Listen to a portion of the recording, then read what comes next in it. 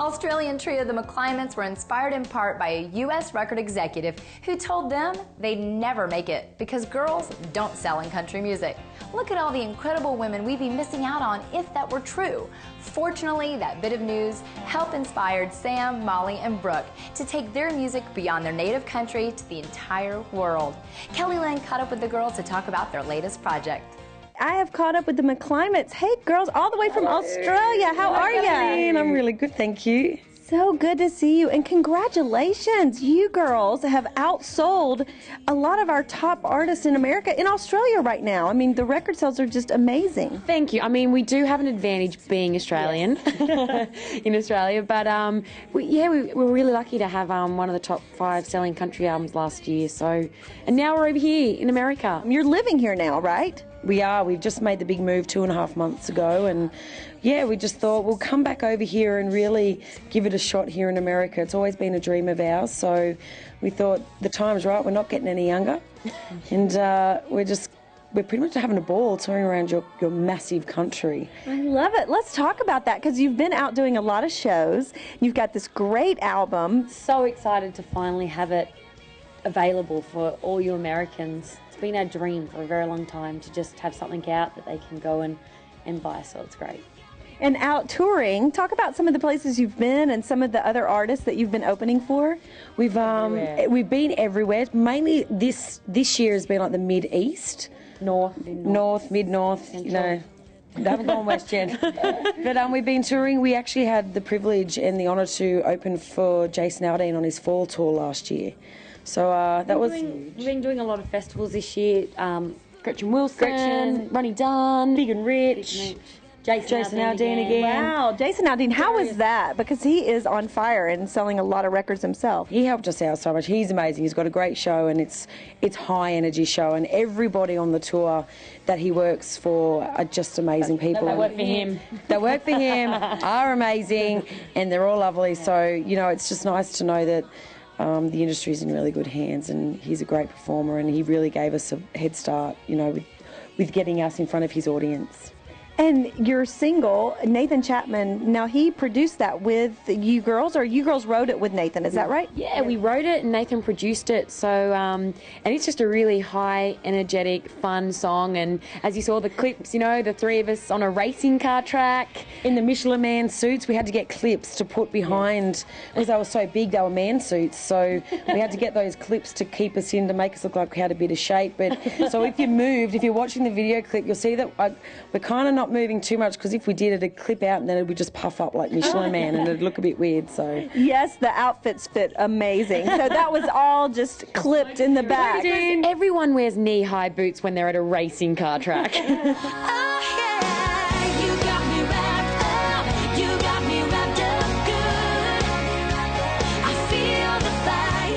Wrapped Up Good is the single, and that's also the title track. Talk a little bit about where that idea came from, because you girls wrote it. Yeah, we wrote it with Nathan Chapman, and it really came from, we were just all in the studio, and Nathan had a bit of a loop and a bit of a riff happening, and he said, oh, what do you think of this? And we just fell in love with the beat and the sound, and Brooke just started singing Wrapped Up Good, and we're like, what are you singing about? What are you singing? But it's kind of cool. And then we just made a love song about a guy being so wrapped up infatuated by a man that it's good. It makes you happy. And that's what it's all about. Does. That is all. If it makes you feel something, it works. I don't know if it's right grammar to say wrapped up good. Like the good probably part sounds a bit like, bleh. But it fits. It works. You know what fits? I love the fact that you girls are sisters, and you're out together all the time, and your parents must be really proud. They are. We don't see them much. They said if this doesn't work out, well, we said if it doesn't work out, we're all going back home, and that's 3 girls back in the house again. So they're like, please make it work. Please make it work. They don't want us back home. Well, this will be seen in Australia, so we'll say hi to Mom. Actually, Kelly, you are so famous back home in Australia, so you got a lot of fans. So oh, good. Hi, everybody in Australia. I'll have to go home with you girls one day. Yes. You know, we call Kelly her little pocket rocket, so you'll be able to fit in our suitcase.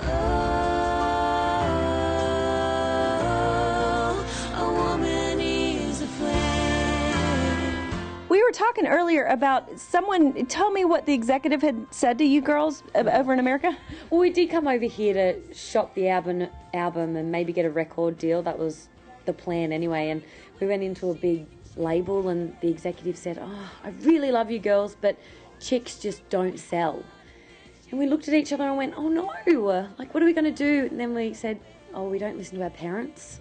So let's come over here and do it ourselves and sing and play to as many people as we can and try to get fans And see what that the way." fans think of our music. Because we actually would love to know what the American audiences think of the songs they like, see if it's different to what the Aussies like. It'd be interesting. All right. Well, thank you girls so much. It's always a pleasure. And I'm going to take you up and come to Australia. Yeah, the McClymonts, everybody, on Inside Music Row.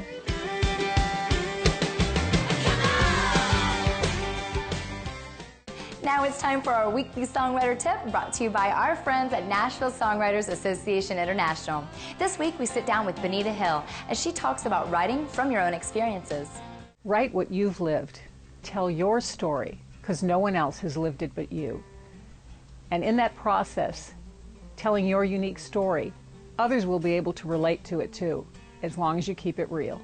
You can learn more about NSAI by visiting NashvilleSongwriters.com.